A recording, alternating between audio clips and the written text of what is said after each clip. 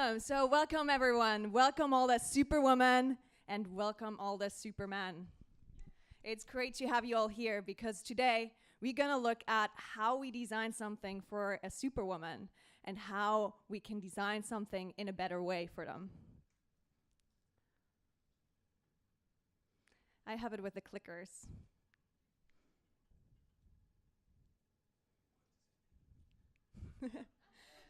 There you go. I don't know why it's never working, but I seem to have a really good time with clickers. So I'm Sabrina Bruehwiler, as I was already introduced. I'm a consultant and designer for the Octalysis Group. And I am also a very passionate person around looking at diversity and looking at designing for a diverse user group.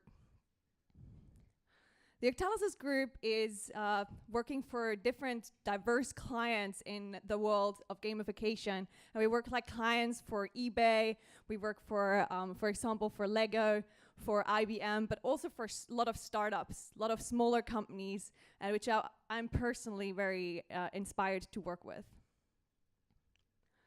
And today, we're gonna look at a very special quest. And I want to start with you guys to battle this quest. And it's about finding out who is the real person in my slides. Is it this girl? Is she real? She is very creative, she's affectionate, she's patient, she's very talkative, she's supportive, she's intelligent, but she's also emotional.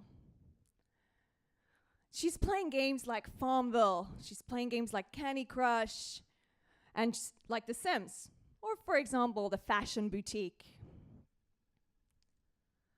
Or maybe it's B, maybe it's her. She loves to play games like Resident Evil, like Tekken. She loves games like Call of Duty and Doom. She's very aggressive, she's ambitious, and she's courageous.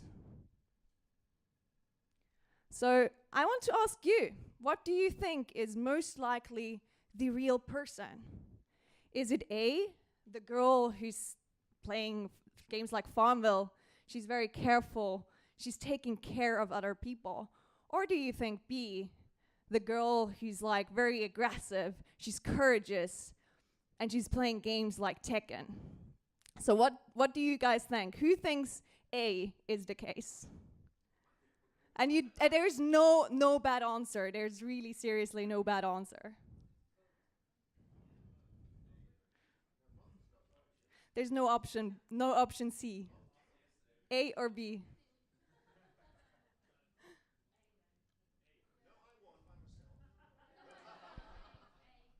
Who thinks A?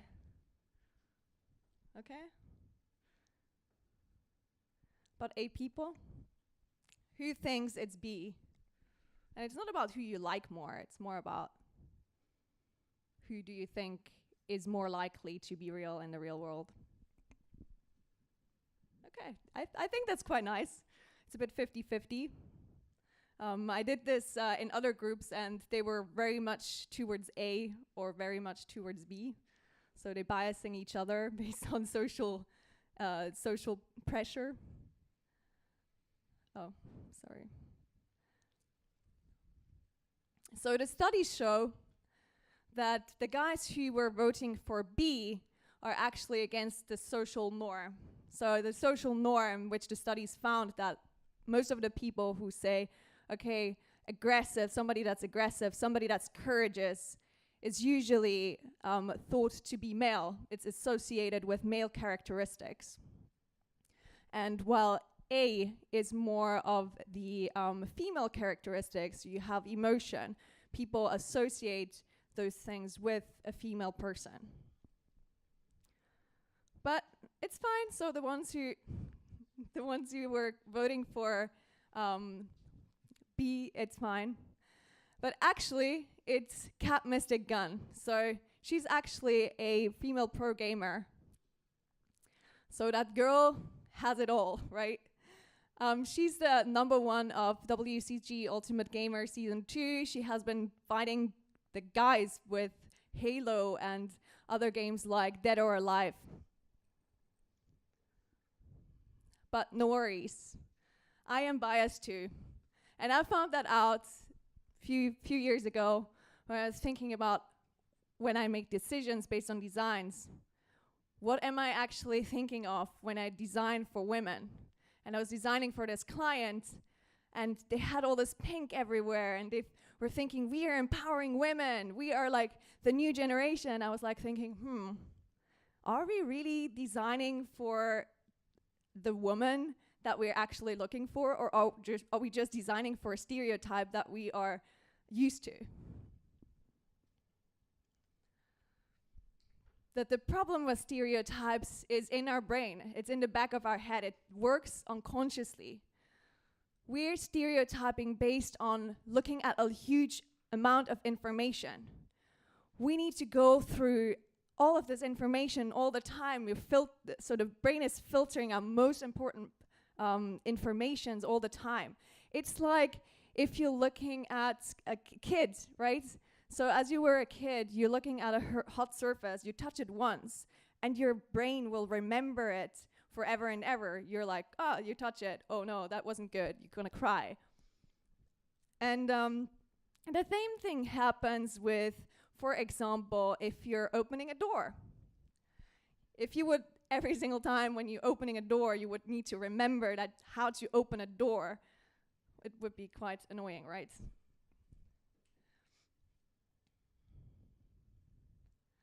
So this is how those shortcuts work. So we grew up in a world where you have like all these boys' toys and the girls' toys. You have even like Kinder, which is such a gender neutral thing, has all these like toys that are made for girls or made for boys. So all girls like pink, all girls like fashion. They're sensitive, social, sweet and supportive, right?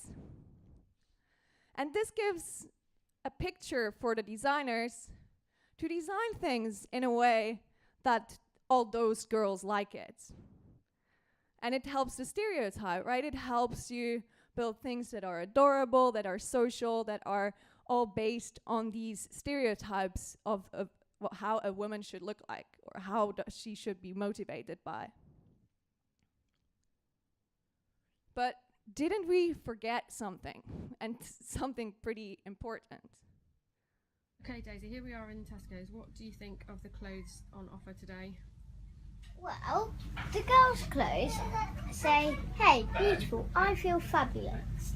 The boys, desert adventure awaits. Think outside the box, hero. And what do you think about that? It's unfair because everyone thinks that girls should just be pretty and boys should just be adventurous. Right, she's pretty right. But we're doing it all the time. We're stereotyping it, and it's fine. We just need to be aware with it. The problem is we design the wrong way around. So what can we do? Women come in all shapes and forms. They don't just come in one form. They're not just like this girl who likes pink, who likes all these girly things. Yes, that's one of 100. Yes, one of them is that girl who loves gender-specific things, like they love fashion. Some people like mud. Some people like doing maths. Some people like doing science. Some people do like to be a businesswoman, right? You have all this diversity there. So we were looking at this at another angle. We're thinking that gamification doesn't start with our gender. It starts with our core drives. It starts with our motivation.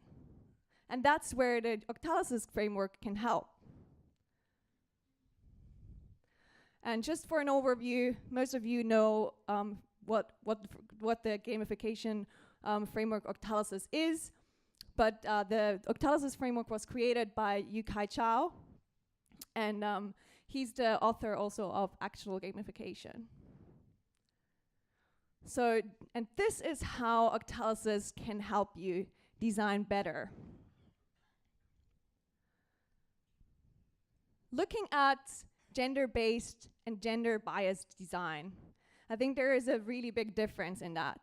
So the first one is going to say, hey, I love this princess-themed stuff. Oh, all the girls love that princess theme.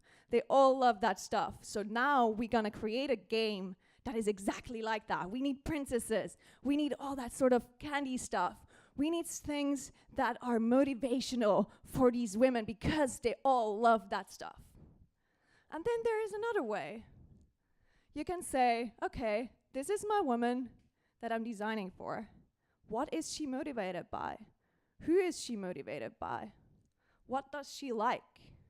You're looking at her at another angle, not just through the stereotypes. And then you design, okay, I want to design something that is more like Resident Evil, or I want to design something that is more like Candy Crush.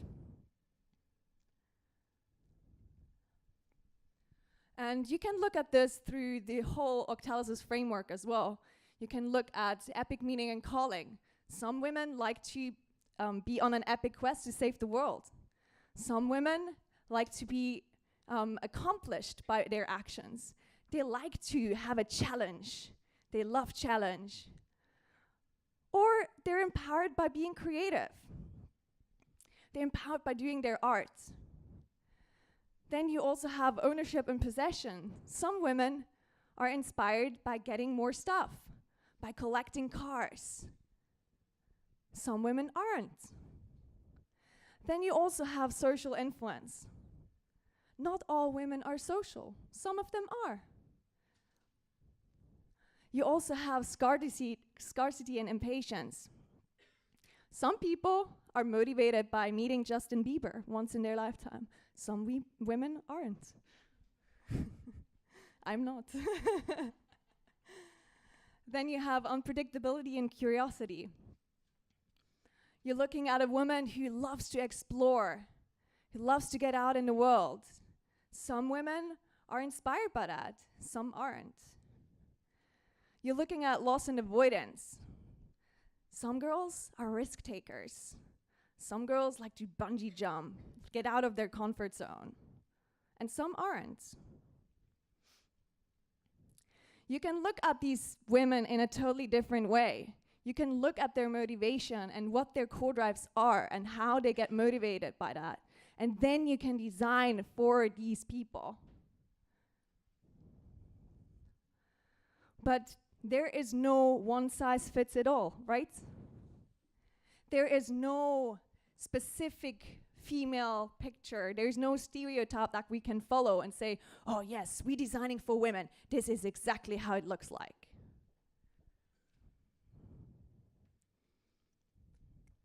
So to sum that up, what can I do now? Like, what should that information give me? So what you can do is, the first thing is, be aware of your bias. Be aware of what's around you. Think about it and make decisions based outside of that bias. The second thing is, you can actually make it a game. And a lot of people would like to do that. You can give yourself points based on saying, okay, how many times do I actually think based on a bias? And you can play that in several different ways. I did it for a few days, and I was counting how many times I actually act based on a bias, and it was like 8, 9 times a day, which just makes you more aware of how you actually make decisions. Is it based on something that you actually believe in, or is it based on something in your unconscious mind that just happens to happen? And as the third thing is, provide alternate relations. Provide alternative associations that help you to understand, okay, I have this picture in my head of this woman not being a leader. And then put it in another dimension and say, this woman, I'm really inspiring. She's really inspiring. I'm looking forward to see her. And put that inside your head in another direction. and say, okay, this is the actual picture that I want to see in the future of how women are associated with. And then the fourth thing is to create awareness, not just for yourself, but also for others. Because some people might not be aware, and it's okay. But people should know about it. They should know about their biases, and they should know that it's okay to have them. So why do I care, right? Why do I care about this topic? So it's mainly around that comic, and I don't know if you can read it, but I'm just gonna tell you what it says. So the first one is the boys' toys, right? So he's asking, okay, this is a mechabot. What does it do? What does the mechabot do? And then he's saying, okay, it can be arranged in literally infinite ways. It can be hooked to a computer, and it can be remote controlled. And you're looking at the girls' pictures, the girls' toy. It's a doll. So what does it do? Be a doll. And then we have the guys, the engineers, which think like, oh, why are there so few engineers, girls? And you're like, I don't know. So I want to change that, and I feel really strong about this. So I created support for women in townships in South Africa. And I was in Alex in Johannesburg a few weeks ago, and I visited my friend Lebo and his sister. And his sister told me that she was uninspired really to go for her dreams because she was disengaged. People told her she's not gonna be able to make it.